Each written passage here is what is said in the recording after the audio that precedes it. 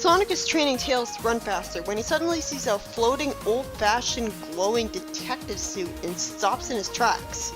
He tells Tails to go home and tell the others. I hope Tails gets believed about that crazy thing happening. And Sonic chases it into a cave and says that he better be careful going in there because he doesn't want anyone getting the drop on him in there. Since when is Sonic the careful type? He then looks away from a really bright light, and then we cut to seeing a bunch of people going to a huge dance hall in another time and another place. It's explained that somehow this place existed while Robotnik was in power, and that this is one place the doctor's all-seeing eyes and ears are not. How?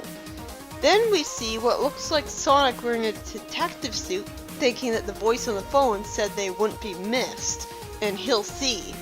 So he's on an assassination mission? Why is Sonic here doing this? Already I've completely lost interest in the story. Is this another silly what-if scenario? Then that would be fine if you just explained what it was right from the start. He immediately gets infatuated by just seeing Sally, who he's apparently never seen before, so I guess this isn't really Sonic and Sally. So I guess I'll just try to call her Miss Acorn. Miss Acorn says that she's the one who had called him. She says that she knows someone who could beat Robotnik, and all someone would have to do is find her friend Nicole at the Slippery Slide Factory's west side and bring her back to her.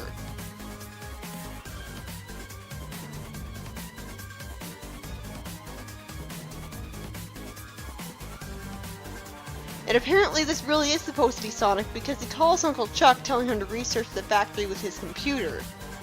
At first I wondered if this was actually the alternate universe Sonic that I said looked like a second evil Sonic because of how he's dressed like an old-fashioned detective.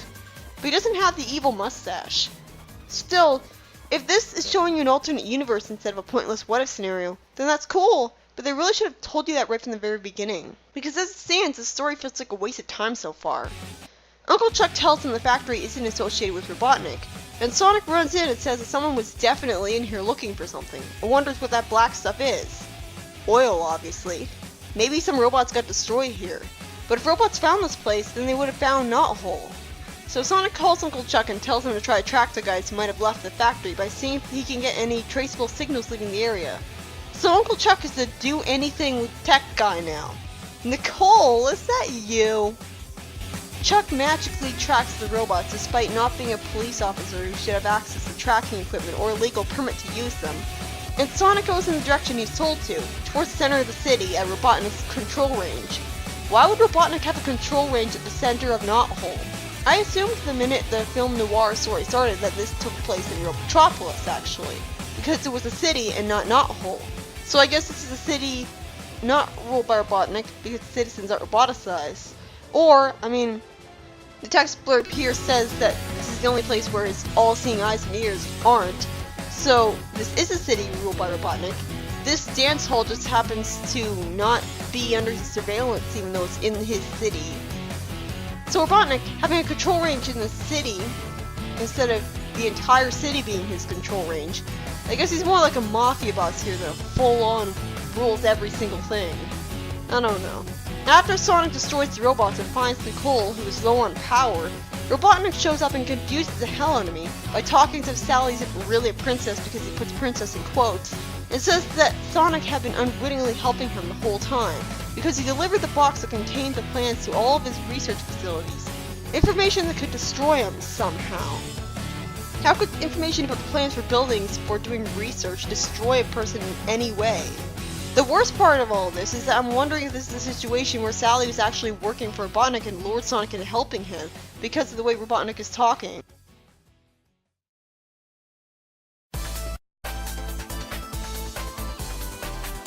Sonic for some reason acts as if Sally being the princess of a rebellion was a bad thing, looking at her with disapproval for it. Maybe it's just that she didn't tell him about it. And Sally makes the excuse he had left too fast. Then she explains more understandably that if she had told him all the details, he might not have wanted the case, and that she downloaded all of Robotnik's files from the slide factory into Nicole's memory bank, but dropped Nicole by accident, because putting her in her pockets or something when she was leaving would be too hard. Sonic then leaves with Sally, hiding successfully from Eggman because the power ring's in a blanket. So, did the power rings make him faster or more invisible.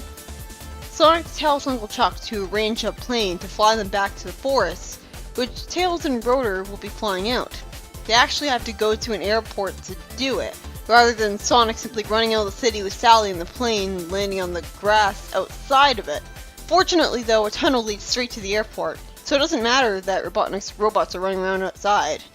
This is really confusing. It looks like it's Sally saying that she works alone because the text bubble is connecting to her, but with the word Sally in the text box, it must be Sonic saying it. It does make somewhat of sense that Sonic would turn her down because he's a free spirit who wouldn't want to be ordered around. Just like how he did that in the IDW comic. But he just got a crush on her, and he clearly doesn't work alone anyways because he's with Tails and Rotor and Uncle Chuck. So what's the point of saying he works alone? What's the point of turning her down? Fortunately, Sally convinces him otherwise immediately after just one panel. So what was the point of making him say no? And Sally talking about her leading a rebellion of her own and 2 teens. That creates intrigue about what kind of people are in a rebellion. Will we ever get to meet them? Or maybe it's just her and Nicole. A whole team rebellion with 2 people. And then it's revealed that Sonic had just been having a weird dream as the story ends with the word end at the corner. So that whole thing about him joining a rebellion with the new Sally was completely pointless. So what's that like from Sally's perspective? What's that like from Miss Acorn's perspective? How, oh great, Sonic is going to... Oh, he's gone? Why did he even leave anyways? Why did he leave that place to begin with? But then another story starts without actually showing the title of it, so maybe it's not really the end and it'll actually be explained what the hell that flying detective suit was all about. Let's hope so, because I want that whole film noir dream thing to stop feeling so pointless. Sally returns home with Nicole and walks right past her friends without saying hello, implying that she's feeling down for some reason. Why? Well actually, Rotor reasons that with everything that's happened in the past few weeks, she must have a lot on her mind. Sally goes to a steel door with Nicole and says, "Here goes nothing," and tries to establish something according to Uncle Chuck's theories. So it looks like she's trying to use Nicole as a magic wand to hack a metal door open. But it's a door in her own home. Why would you need to hack it open? Why would the Freedom Fighters be in a building that has, like, Robotnik stuff in it? Then the backup story actually shows its title, makes me lose all hope of ever learning what the flying glowing suit was, so I can officially say fuck that story. The title of this backup story is First Contact, which I could swear was a story title that was already used before. I remember I complained that it had nothing to do with aliens. She goes into a room with a giant computer in it. It says that with Nicole's sophisticated broadcasting system, more like magical, they can uplink to one of Robotnik's orbiting satellites. Orbiting satellite, that's redundant. She's doing this in the hopes of communicating with other freedom fighters like Robotnik had done with his mid-bosses around the globe.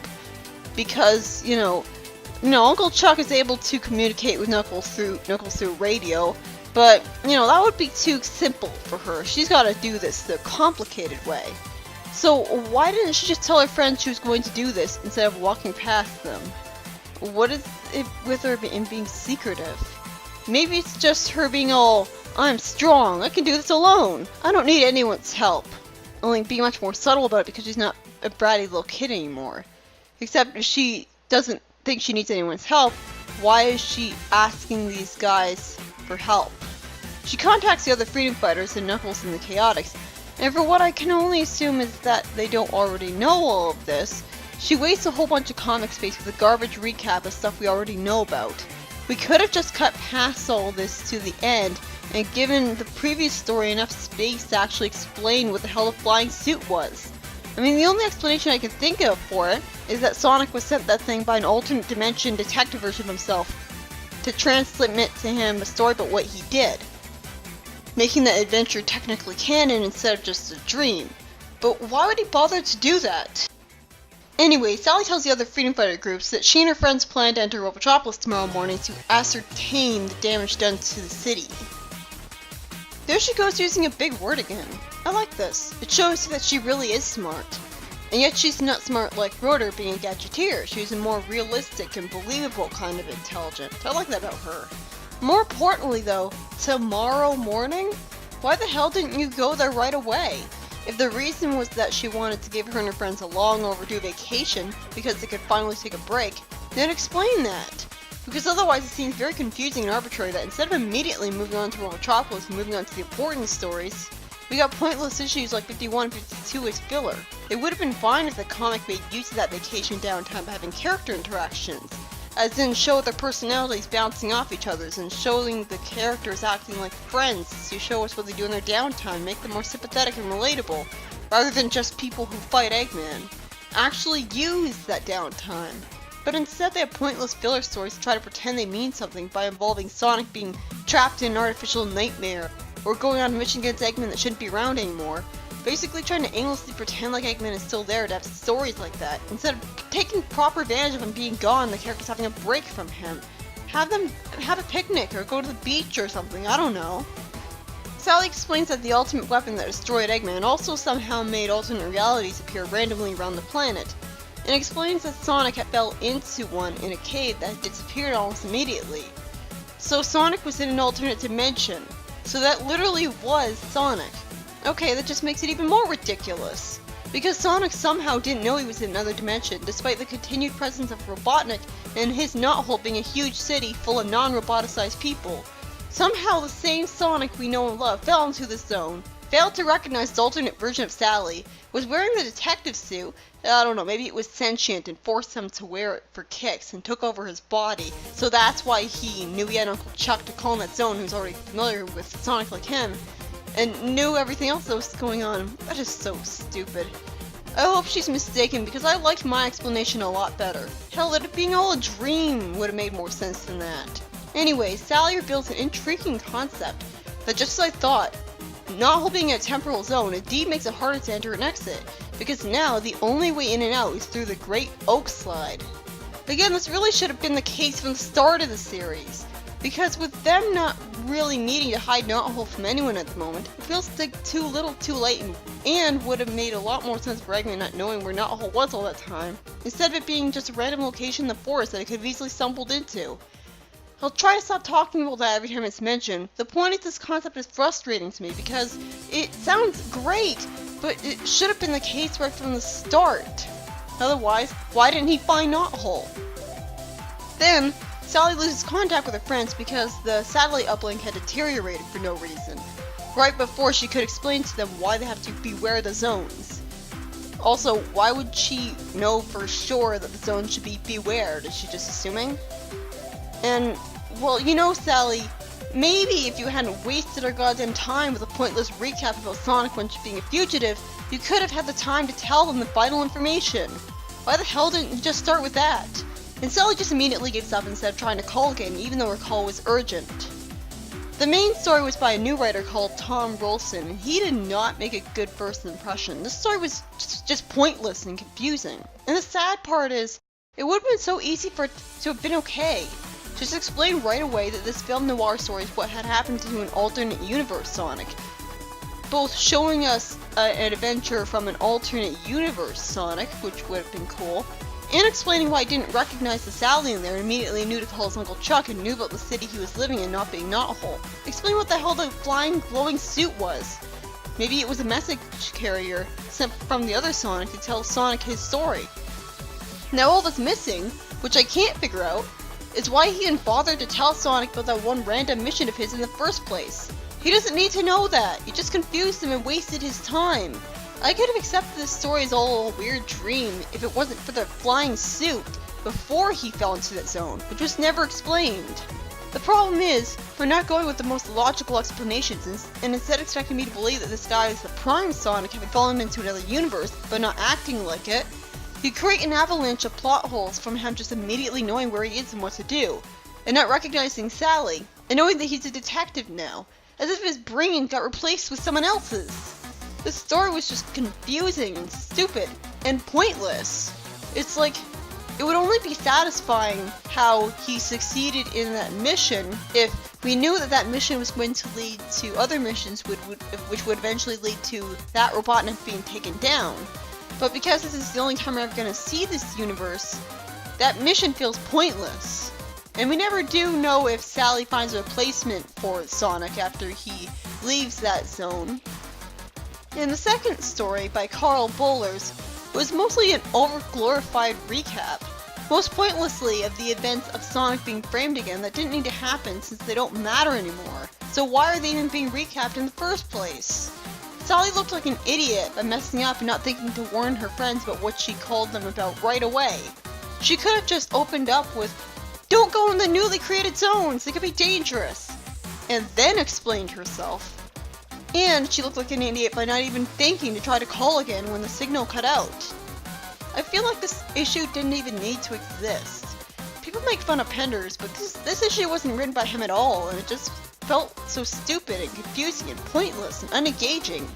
It all just screams, this is a postscript season. The writers didn't expect the comic to continue after the main villain was defeated, and so they're panicking and don't know what to do yet. And that's also why we're going to go into the Knuckles comic.